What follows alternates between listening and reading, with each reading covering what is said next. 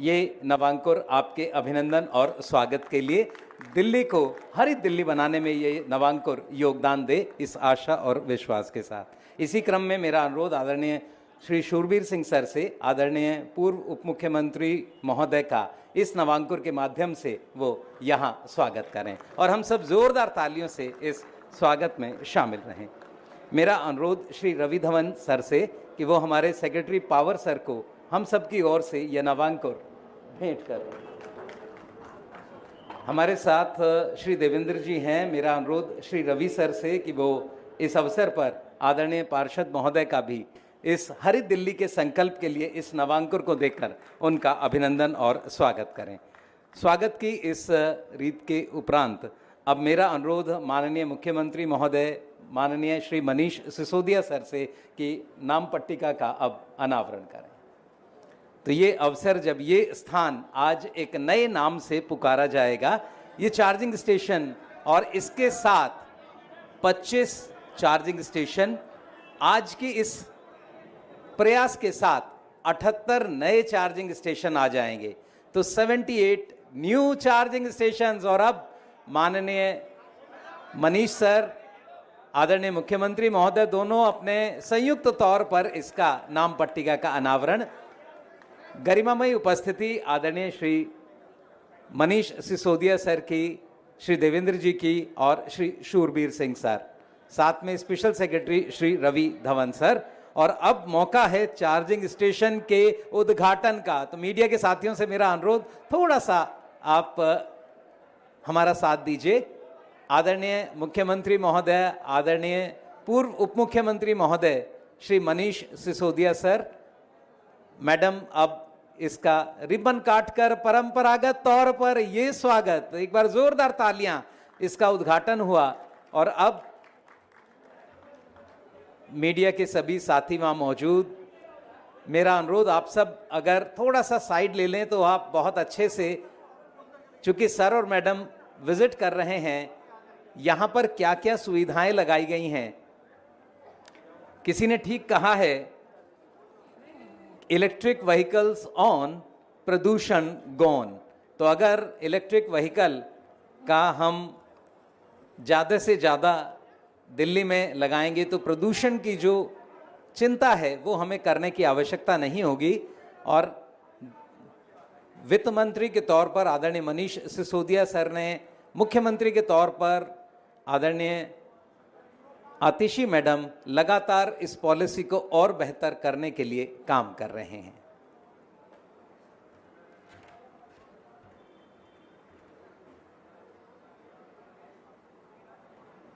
सुविधाएं क्या क्या लगाई जा रही हैं उस पर आदरणीय मुख्यमंत्री महोदय और आदरणीय पूर्व उप मुख्यमंत्री महोदय इस समय बात कर रहे हैं।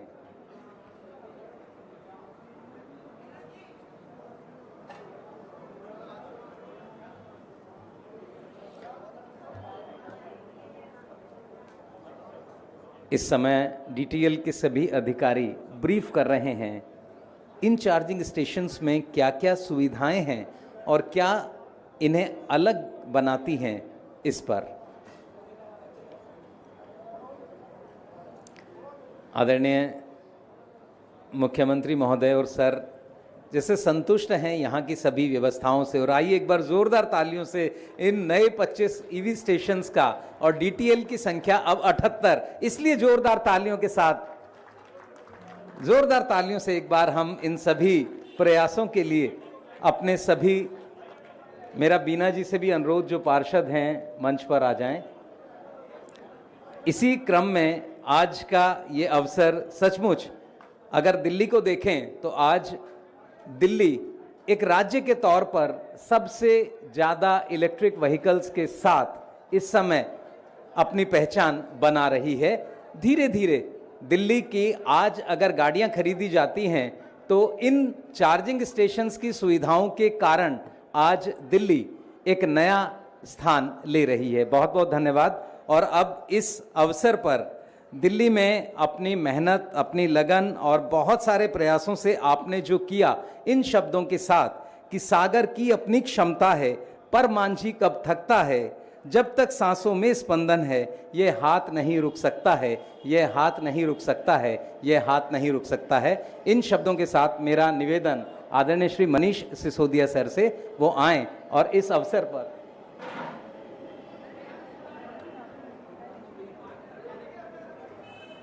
क्षमा प्रार्थी हूं। मेरा अनुरोध आदरणीय शूरवीर सिंह सर से जो सीएमडी हैं और सेक्रेटरी पावर हैं वो आएं और इस अवसर पर स्वागत भाषण हम सबके बीच यहां रखें। तो आइए जोरदार तालियों से आदरणीय शूरवीर सिंह सर का हम अभिनंदन जी।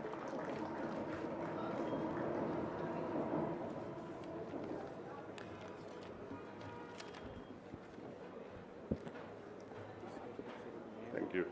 Honorable Chief Minister, ma'am, Honorable former Deputy Chief Minister, sir, distinguished guests, I am honored to address the esteemed gathering today. One of the most pressing issues we are facing today is the environmental impact and pollution from traditional transportation. So considering the same, Delhi government has launched its electrical vehicle policy in 2020 for minimizing the pollution in the city.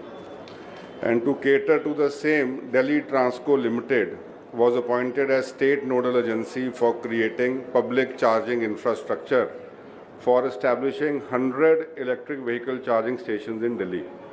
The main focus was that the sites for these public electric vehicle charging stations be installed across city for convenience of citizens of Delhi.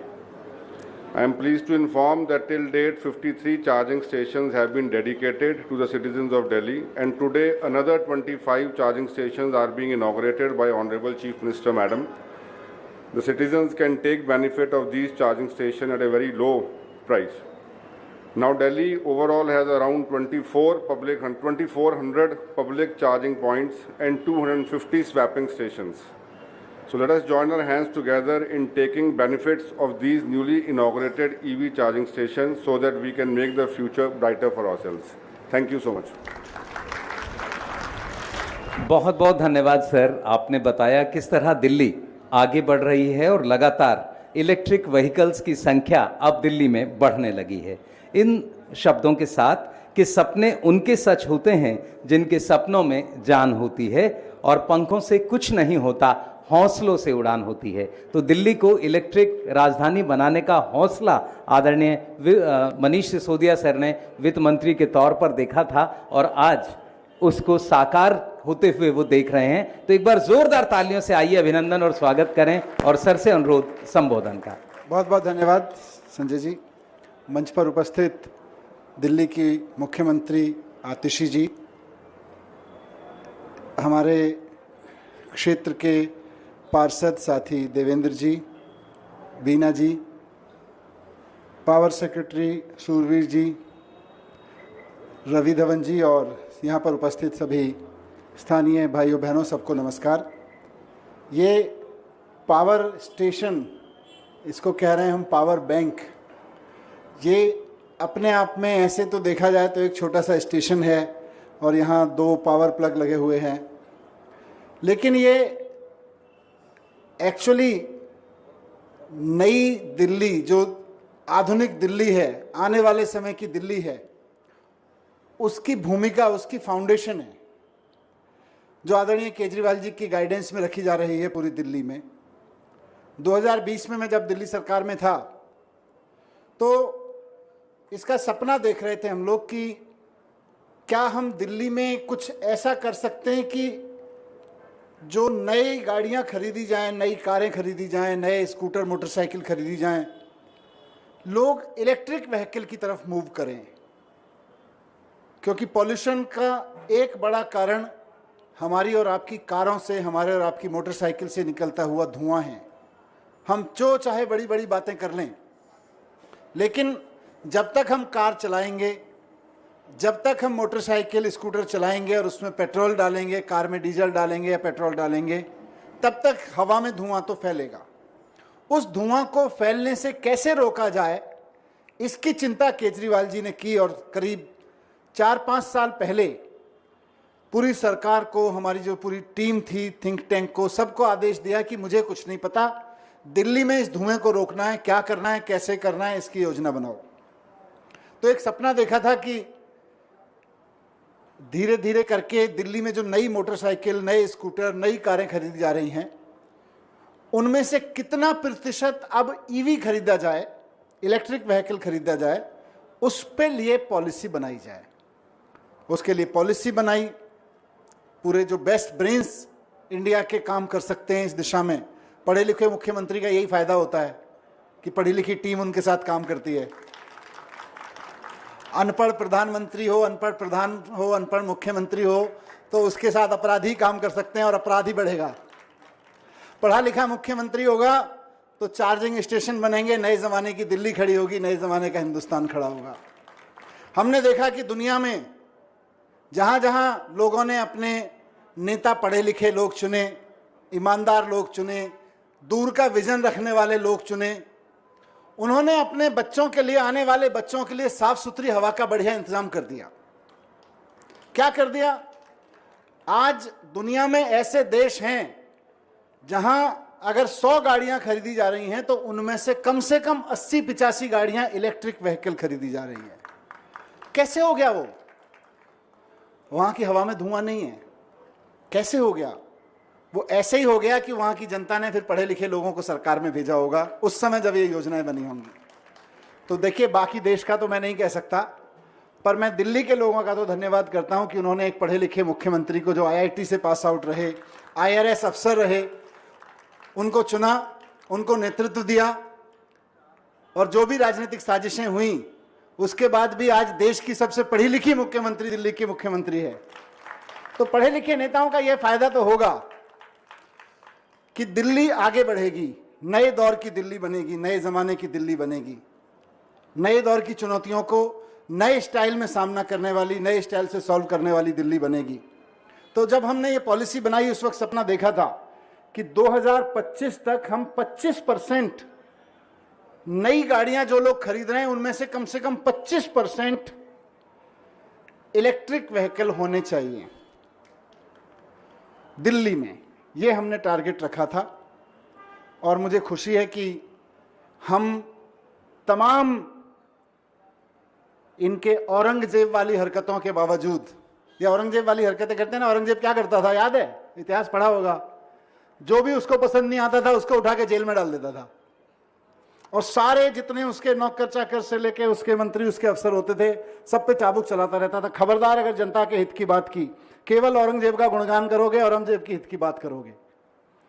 तो तमाम इनकी औरंगजेबियत के बावजूद आज दिल्ली में 12% vehicle नए जो खरीदे जा रहे हैं उनमें से 12% व्हीकल इलेक्ट्रिक व्हीकल हैं।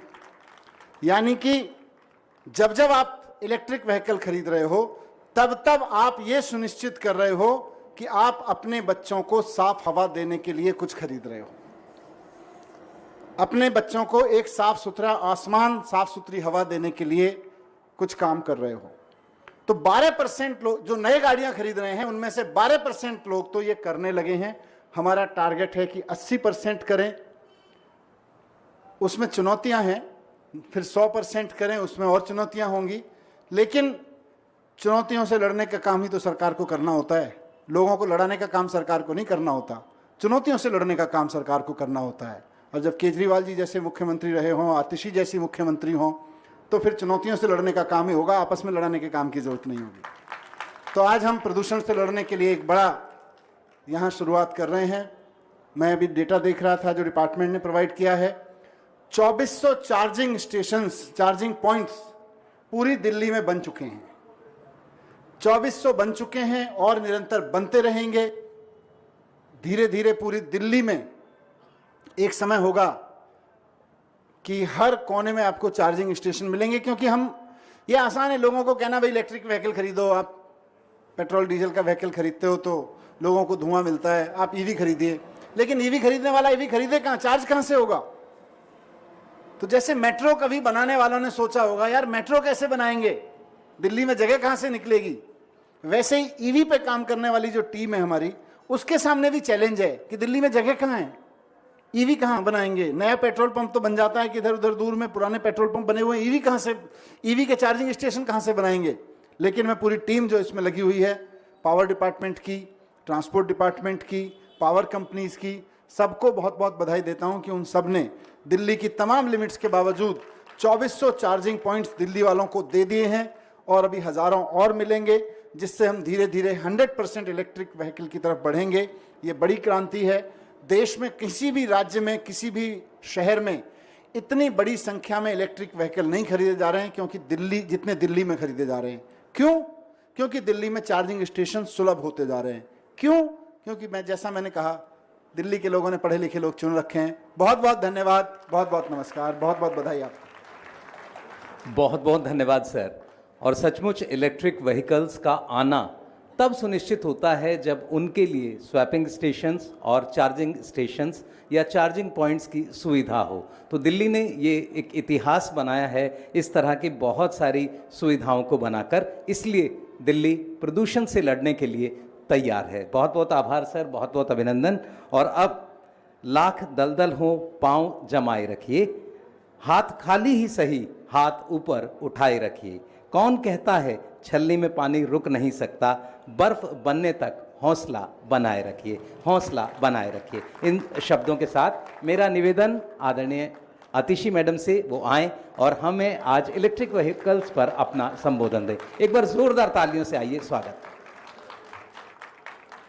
मंच पर बैठे दिल्ली के उप मुख्यमंत्री रहे और मेरे बड़े भाई मनीष सिसोदिया जी, हमारे यहाँ के स्थानीय पार्षद देवेंद्र चौधरी, वीना बाल गोहेर जी, secretary power Shurveer ji, special secretary power Ravi Dhawan ji, और यहाँ पे आए इलाके के सभी लोगों को आज दिल्ली में 25 नए ईवी चार्जिंग स्टेशंस बनने पर बहुत बहुत बधाई, बहुत बहुत मुबारकबाद। दिल्ली की सरकार अक्सर जानी जाती है अपने शिक्षा के काम के लिए। दिल्ली की सरकार अक्सर जानी जाती है स्वास्थ्य के क्षेत्र में अपने मोहल्ला क्लिनिक के लिए। अक्सर हम आए दिन, मैं देखती हूँ हफ्ते में 10 दिन में किसी नए स्कूल का उद्घाटन हो रहा होता है, किसी नए स्कूल का शिलान्यास हो रहा होता है, मोहल्ला क्लिनिक का उद्घाटन हो रहा होता है, हॉस्पिटल्स के नए विंग का उद्घाटन हो रहा होता है। तो अक्सर लोग सोचते हैं कि दिल्ली सरकार सिर्फ शिक्षा और स्वास्थ्य पर ही काम कर रही है, लेकिन आज इन ईवी चार्जिंग स्टेशंस, ये जो 25 ईवी चार्जिंग स्टेशंस दिल्ली के अलग अलग हिस्सों में आज जिनका हम उद्घाटन करने जा रहे हैं, मुझे लगता है कि आज पूरी दिल्ली वालों को ये बात साफ साफ समझ आ जाएगी कि दिल्ली की सरकार अरविंद केजरीवाल जी के मार्गदर्शन में सिर्फ शिक्षा पर नहीं, सिर्फ स्वास्थ्य पर नहीं, दिल्ली के विकास के हर पहलू पे काम कर रही है और पाथ ब्रेकिंग काम कर रही है। पिछले 7-8 साल से दिल्ली एक बहुत बड़ी समस्या का सामना करती आई है, बढ़ते हुए प्रदूषण का। खासकर के अक्टूबर, नवंबर, दिसंबर के मौसम में हम देखते हैं कि प्रदूषण बहुत बढ़ जाता है। अलग अलग नियम कानून लागू होते हैं दिल्ली में प्रदूषण कम करने के लिए। तो जब दिल्ली में प्रदूषण बढ़ना शुरू हुआ, जब दिल्ली के लोगों को परेशानी होनी शुरू हुई, तब दिल्ली के मुख्यमंत्री अरविंद केजरीवाल जी ने कहा कि ये हो सकता है कि नवंबर दिसंबर में जो प्रदूषण आ रहा हो वो दिल्ली के बाहर पराली जलने से आ रहा हो, लेकिन दिल्ली हर संभव कदम उठाएगी इस प्रदूषण के खिलाफ लड़ने के लिए। दिल्ली सरकार के हाथ में जो भी कदम है उससे 2 कदम आगे जाके दिल्ली सरकार दिल्ली के लोगों के लिए काम करेगी। और तभी 2020 से इलेक्ट्रिक व्हीकल्स पे एक पॉलिसी की शुरुआत हुई। दिल्ली को इलेक्ट्रिक व्हीकल कैपिटल बनाने की शुरुआत हुई और इसके कई पहलू रहे। 2020 में दिल्ली शायद देश के पहले ऐसे राज्यों में से था जिसने एक इलेक्ट्रिक व्हीकल पॉलिसी की शुरुआत करी। दिल्ली ने ना सिर्फ 2 व्हीलर्स, 3 व्हीलर्स, गाड़ियों पे सब्सिडी दी, लेकिन दिल्ली सरकार ने जो भी इलेक्ट्रिक व्हीकल्स खरीद रहा है उनको रोड टैक्स पर भी छूट दी। यानी अगर आप गाड़ी खरीदते हैं, लाख रुपए से ज़्यादा रोड टैक्स आपको जमा कराना पड़ता है गाड़ी खरीदने के समय। लेकिन दिल्ली एक ऐसी सरकार है, दिल्ली एक ऐसा राज्य है कि अगर आप इलेक्ट्रिक व्हीकल खरीदते हैं तो आपको सरकार से तो सब्सिडी मिलती ही है, लेकिन रोड टैक्स भी आपका माफ़ होता है। ये दिल्ली सरकार की इलेक्ट्रिक व्हीकल पॉलिसी में रहा। अक्सर सरकारें पॉलिसी तो ले आती हैं, लेकिन वो पॉलिसियां सफल कैसे होंगी, वो जमीन पर उतरेंगी कैसे, ये नहीं सोचती। लेकिन दिल्ली सरकार ने अरविंद केजरीवाल जी के मार्गदर्शन में 2 कदम आगे जाके सोचा कि ना सिर्फ हमें इलेक्ट्रिक गाड़ियों पे सब्सिडी देनी है, लेकिन इलेक्ट्रिक व्हीकल्स तब तक सक्सेसफुल नहीं होंगे जब तक आप उनको चार्ज करने की सुविधा नहीं देंगे। तो सिर्फ सब्सिडी देना काफी नहीं है, आपको दिल्ली में एक ईवीज के लिए चार्जिंग इंफ्रास्ट्रक्चर भी खड़ा करना होगा। और तब एक बहुत बड़े स्केल पे शुरुआत हुई, चाहे आज जैसे हम डीटीएल के माध्यम से चार्जिंग स्टेशंस बना रहे हैं, चाहे एमसीडी के साथ मिलके, चाहे अलग अलग प्राइवेट कंपनियों के साथ मिलके। और मुझे आज इस बात की खुशी है कि दिल्ली में तकरीबन 2500 ऐसे चार्जिंग पॉइंट्स हैं जहां पर इलेक्ट्रिक व्हीकल्स को चार्ज किया जा सकता है।